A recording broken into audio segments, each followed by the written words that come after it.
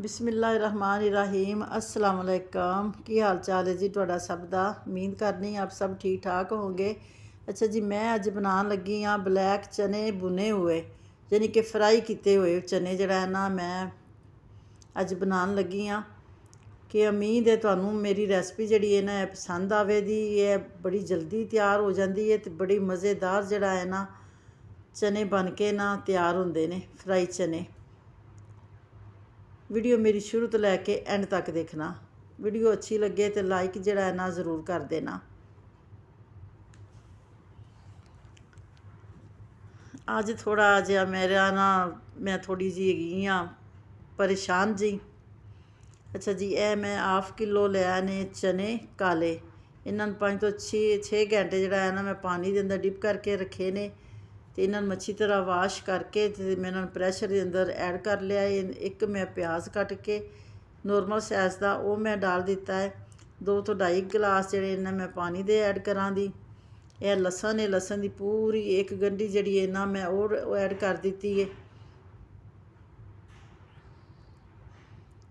यह 2 तो 2.5 गिलास जड़े इन्हें मैं पानी दे ऐड करने ने। अज थोड़ी जी मेरी तबीयत जड़ी है ना ठीक नहीं हैगी तो अच्छा लगेगा तुहानू मेरा इंशाल्लाह जड़ा है ना बोलना। हाफ चम्मच मैं नमक का ऐड करन लगी हाँ। इधर मैं प्रैशर ला दिता 5 तो 10 मिनट जड़ा मैं प्रैशर लाना, ज़्यादा मैं प्रैशर नहीं लाना। 5 मिनट सिर्फ मैं ना सीटी घुमानी है तो अच्छा जी चने मेरे इधर उबल गए ने। पता नहीं अज की होंदा पिया, मेरी आवाज़ जड़ी है ना सही नहीं निकल रही, मूँह मेरा खुशक हो रहा है। इधर मैं कढ़ाई लई, एक कढ़ाई के अंदर जड़ा है ना मैं लगी हाँ चने ऐड करन। इहदे अंदर जड़ा मैं सारे चने बाहर निकाल लाँगी।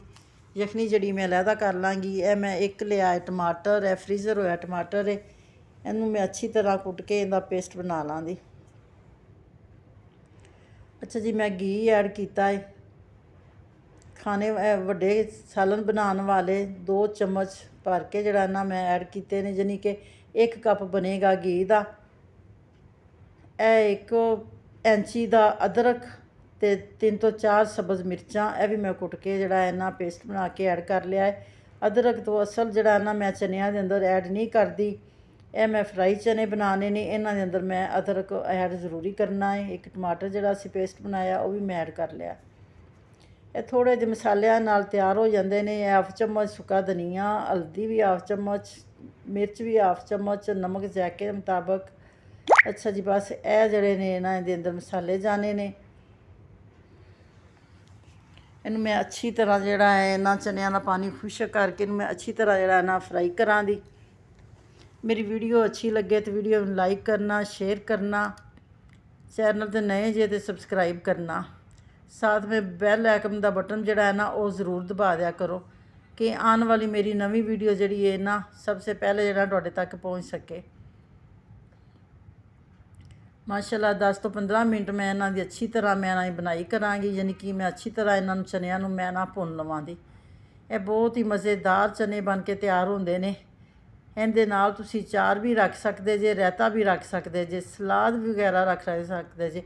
अच्छा, चने मेरे भुन के तैयार हो गए ने। हुण मैं हाफ चम्मच डाल दिता है गर्म मसाला मिक्स। यह मसाले के अंदर इलाची, लौंग, जवतरी, जाफर सब कुछ मैं जड़ा है ना इकट्ठा डाल के तो मैं जड़ा है ना मसाला तैयार करनी हाँ। यह नीचे लगन नहीं देना। अग जड़ी मैं मीडियम साइज़ की रखी है, मीडियम लो रखी है। सही पूछो तो अज मेरा ना मूँह खुशक होंदा पिया। मेरा बेटा आया सी, वो जड़ा ना इस्लामाबाद गया है तो मैं अज थोड़ा जिहा ना परेशान हाँ। तो इधर तुहानूं मैं डिश आउट करके जड़ा ना दिखानी हाँ। अगे मेरी बेटी कहती पई अम्मी जी की तुहानूं होंदा पिया है, किस तरह बोलते पे जे। अच्छा जी, माशाल्लाह माशाल्लाह बहुत ही मज़ेदार, बहुत ही प्यारी सी लुक जड़ा है ना आ गई चनिया दी। भैन आपदा जड़ा है ना दुआवां च याद रखा करो। तो इंशाल्लाह जड़ा ना अगली वीडियो फिर तुहाडे नाल मुलाकात होवेगी। यह चने मैं तुहानूं दिखाए तो बहुत ज़्यादा नरम चने हो गए ने तो चना भी साबत है। अल्लाह हाफिज़।